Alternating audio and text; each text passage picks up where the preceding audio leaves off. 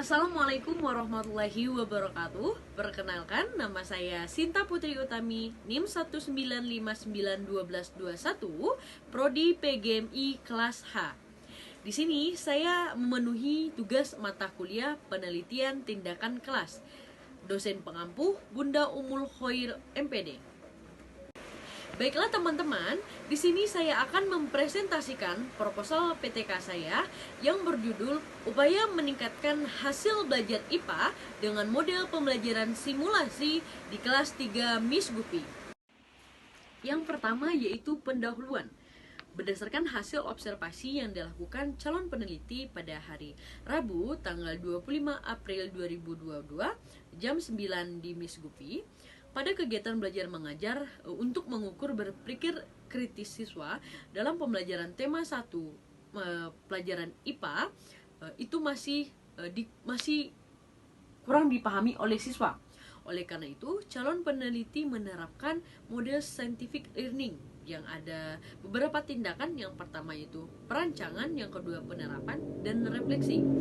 Hasil ini menunjukkan bahwasannya terdapat kelas tunggal yang terdiri dari 20 orang siswa dengan nilai KKM 65, terdiri dari 16 siswa yang mencapai ketuntasan KKM tersebut secara klasikal 75%, sehingga untuk mencapai signifikan 95% dapat dilihat berhasil atau tidak atas pencapaian proses pembelajaran menggunakan model pembelajaran simulasi. Baiklah teman-teman, adapun rumusan masalah dari proposal PTK saya, yang pertama yaitu bagaimana hasil pembelajaran siswa sebelum menggunakan model simulasi terhadap pembelajaran IPA kelas tema 1. Yang kedua, bagaimana pelaksanaan model simulasi terhadap pembelajaran IPA tema 1. Dan yang ketiga yaitu bagaimana hasil peningkatan kemampuan belajar siswa model simulasi terhadap pembelajaran IPA tema 1. Selanjutnya teman-teman, adapun tujuan dari penelitian tindakan kelas saya ini, yang pertama yaitu untuk mengetahui hasil belajar siswa menggunakan model simulasi terhadap pembelajaran IPA tema 1. Yang kedua, untuk mendeskripsikan perencanaan menggunakan model simulasi terhadap pembelajaran IPA tema 1. Dan yang ketiga yaitu untuk melihat atau mengetahui hasil peningkatan pembelajaran siswa menggunakan model simulasi terhadap pembelajaran IPA tema 1.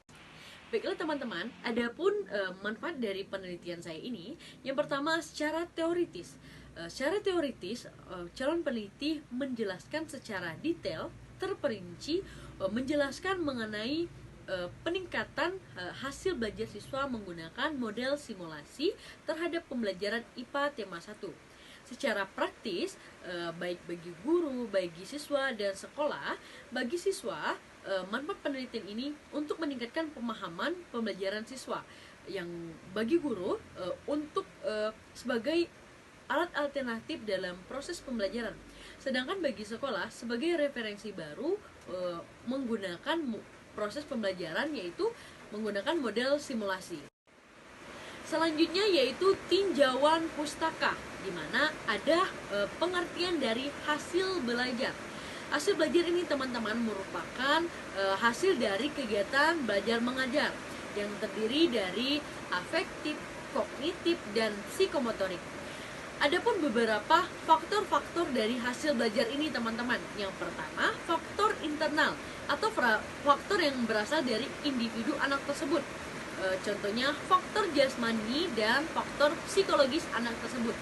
Yang kedua yaitu faktor eksternal, di mana faktor eksternal ini yang berada di luar individu atau berasal dari lingkungan anak tersebut, ya seperti faktor keluarga, faktor sekolah, dan faktor masyarakat. Selanjutnya yaitu pengertian pembelajaran IPA dan tujuan pembelajaran IPA. Pengertian dari pembelajaran IPA ini sendiri teman-teman merupakan proses pembelajaran yang secara nyata atau secara pengalaman secara langsung untuk mengetahui sesuatu yang ada di lingkungan sekitar, sehingga dapat memahami dan menjelajahi alam secara ilmiah. Adapun tujuan dari pembelajaran IPA ini sendiri teman-teman, yang pertama mengembangkan rasa ingin tahu dan konteks pemikiran positif terhadap sains. Yang kedua, mengembangkan keterampilan penyelidikan terhadap sains. Yang ketiga, mengembangkan proses pemahaman terhadap konsep-konsep sains. Nah, selanjutnya teman-teman yaitu ruang lingkup kurikulum IPA dan standar kompetensi pembelajaran IPA. Adapun ruang lingkup kurikulum IPA ini sendiri teman-teman yang merupakan yang berasal dari lingkungan alam itu sendiri, sehingga siswa tersebut dapat menerapkan pengalaman langsung tadi dalam kehidupan sehari-hari, sehingga ada interaksi antara sesuatu hal yang diamati oleh siswa tersebut dalam lingkungan sehari-harinya dan dapat juga diterapkan dalam lingkungan sehari-harinya. Selanjutnya yaitu standar kompetensi pembelajaran IPA. Nah, standar dari kompetensi pembelajaran IPA ini teman-teman, yang pertama mengetahui ciri-ciri makhluk hidup dan kebutuhan makhluk hidup itu sendiri. Jadi di sini nanti akan dibahas mengenai ciri-ciri makhluk hidup, kebutuhan dari makhluk hidup itu apa saja. Nah, selanjutnya yaitu mengetahui lingkungan atau lokasi dari makhluk hidup itu sendiri. Nanti akan dibahas mengenai lokasi atau lingkungan-lingkungan yang mengenai dari ciri-ciri makhluk tersebut. Selanjutnya teman-teman yaitu pengertian model pembelajaran simulasi dan langkah-langkah model pembelajaran simulasi. Adapun pengertian dari model pembelajaran simulasi itu sendiri teman-teman merupakan strategi pembelajaran perencanaan tiruan yang berdasarkan dari pengalaman cara nyata yang dapat dilihat dari kegiatan belajar anak tersebut dalam kehidupan sehari-harinya. Langkah-langkah dari proses pembelajaran simulasi ini sendiri yang pertama yaitu proses perencanaan model simulasi, di mana ada RPP, ada pendahuluannya, terus ada tujuan dan bahan pembelajaran atau pengalaman pembelajaran yang dapat dilihat dan dinilai dari kegiatan belajar anak tadi. Yang kedua itu proses pembelajaran simulasi. Nah, proses pembelajaran simulasi ini teman-teman dapat diterapkan bahwa proses pembelajaran simulasi itu seperti apa dalam terhadap pembelajaran IPA tadi. Yang ketiga itu animasi dan grafik. Nah, animasi dan grafik seperti apa yang digunakan dalam model pembelajaran simulasi tadi. Selanjutnya yaitu warna dan kegunaannya. Ini sama menyangkut dengan grafik dan animasi tadi ya teman-teman ya. Jadi warna dan kegunaan yang seperti apa yang digunakan dalam membentuk grafik dan animasi tadi. Sehingga grafik dan animasi itu menyambung terhadap atau selaras terhadap kegunaan model simulasi yang diterapkan. Jadi arti dari animasi-animasi itu sendiri memiliki warna dari animasi-animasi itu sendiri memiliki arti dan kegunaannya masing-masing. Selanjutnya itu penggunaan acuan. Di sini penggunaan acuan dari model simulasi yang diterapkan anak tersebut yang seperti apa, sehingga anak tersebut dapat mengembangkan hasil dari model simulasi yang diberikan oleh guru mulai animasi tadi dapat diterapkan oleh anak itu sendiri, dapat dikelola oleh anak sendiri melalui media pembelajaran yang sudah dibuat oleh guru tadi. Selanjutnya itu penutup merupakan evaluasi atau pengayaan untuk anak tersebut sehingga adanya pengembangan atau peningkatan untuk kedepannya.